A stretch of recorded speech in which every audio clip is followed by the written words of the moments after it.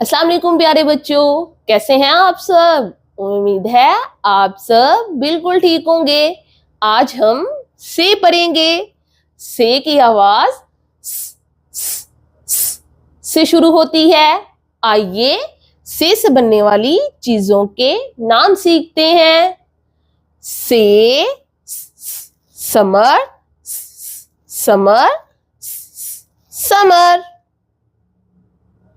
तो प्यारे बच्चों, क्या आपको पता है समर किसको कहते हैं? जहां पर बहुत सारे फल होते हैं उसे समर कहते हैं।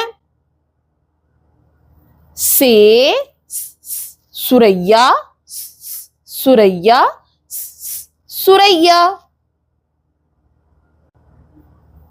से सल्लस, सल्लस, सल्लस। से सूर, सूर, सूर। तो प्यारे बच्चों, क्या आपने गौर किया?